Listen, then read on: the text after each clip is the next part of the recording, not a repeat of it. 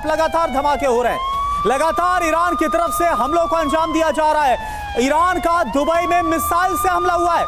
इससे पहले हमने देखा कि ड्रोन और मिसाइल का इस्तेमाल किया गया, और एक बार फिर से ये देखिए आप, दुबई की एक और तस्वीर आपको हम दिखा रहे हैं जहां पर मिसाइल से हमला किया गया है। ये दुबई की तस्वीरें आपके सामने, और जो प्राइम टारगेट्स है उन्हें लगातार निशाना बनाया जा रहा है ईरान की तरफ से, और मिसाइल से यह हमला कुल मिलाकर ईरान ने जो कहा कि पूरा मिडिल ईस्ट जलेगा, वैसा होता हुआ नजर आ रहा है। क्या बिल्कुल, और जिस तरीके से आज सुबह से लगातार कई और मुल्कों में इस तरह की धमकी, स्पेशली अमेरिकी बेस को निशाना बनाया जा रहा है। ट्रंप की धमकी के बाद इस तरह के हमले और तेज हुए, और अमेरिका ने हमले तेज कर दिए हैं। मतलब वो ईरान का पूरी तरह से सरेंडर चाहता था, और इस बीच तेहरान में भी धमाके मिले और ईरान भी रिटेलिएट कर रहा है।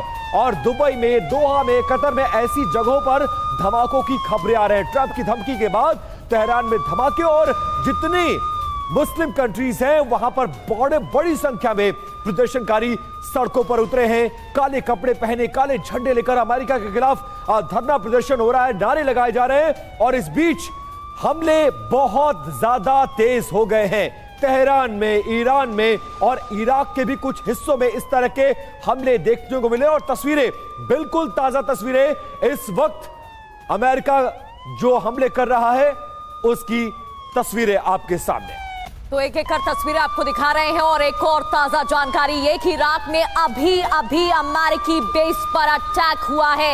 इराक में एक बार फिर से अमेरिकी बेस पर हमला, अलग ताजा तस्वीरें आप तक पहुंचा रहे हैं। अमेरिकी बेस पर निशाना साधा गया है और हमला यहां पर किया गया है।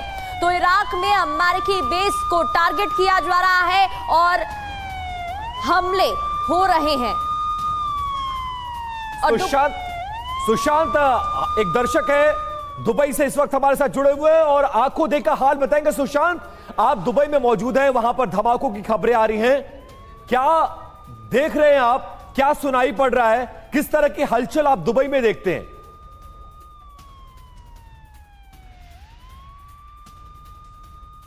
सुशांत, क्या आपको हमारी आवाज मिल रही है? जी आ रही है, अभी आ रही है जी। सुशांत, मेरा सवाल वही है, आप दुबई में मौजूद हैं, दुबई में धमाके सुनने को मिल रहे हैं, अफरा तफरी का माहौल है, एयरपोर्ट भी बंद किया गया है, आप वहां पर मौजूद हैं, आप क्या फील कर रहे हैं, क्या लोग बता रहे हैं और क्या आप देख रहे हैं वहां पर?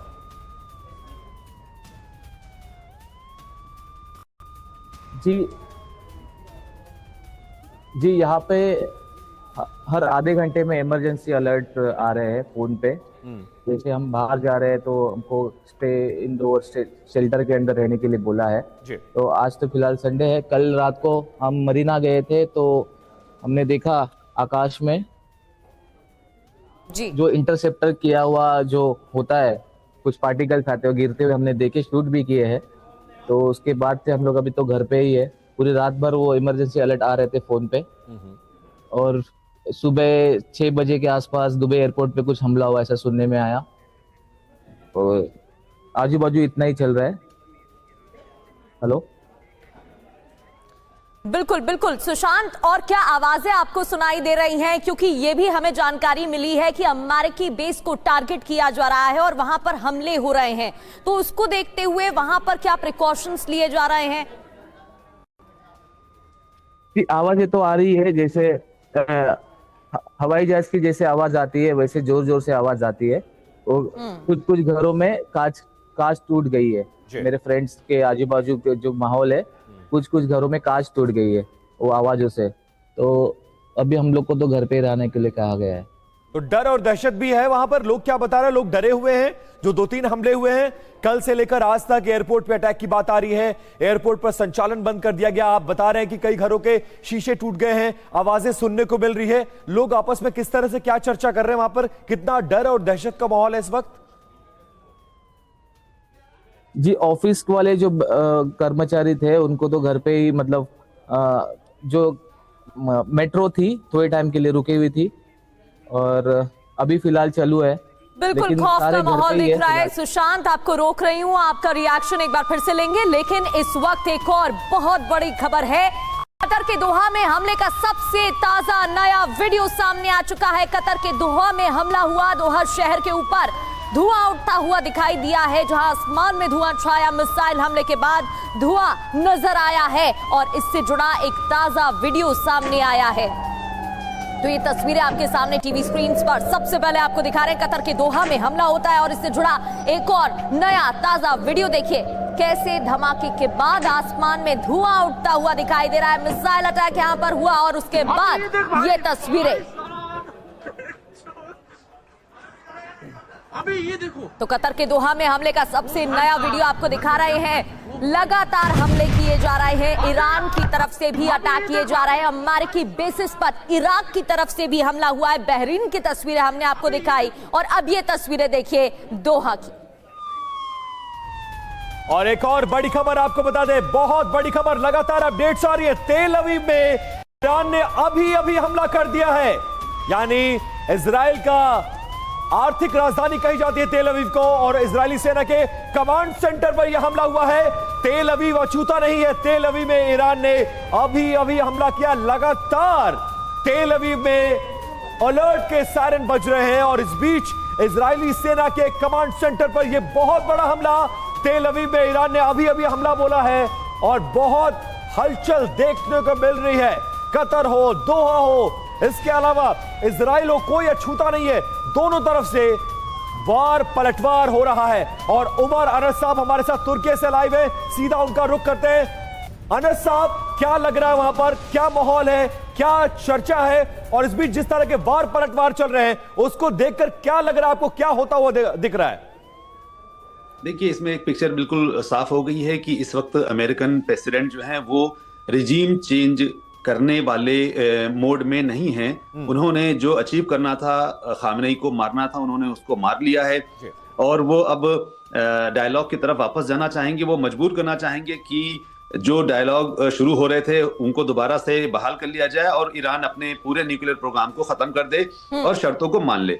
लेकिन डोनाल्ड ट्रंप अपने मकसद में डोनाल्ड ट्रंप कामयाब हो गए, उनको इसका इलेक्शन में भी फायदा होगा। लेकिन अभी इजराइल का जो मकसद है वो पूरा नहीं हुआ। इजराइल ये चाहता है कि किसी तरह से रिजीम चेंज भी हो जाए और सारा न्यूक्लियर इंस्टॉलेशन पूरी तरह से तबाह हो जाए।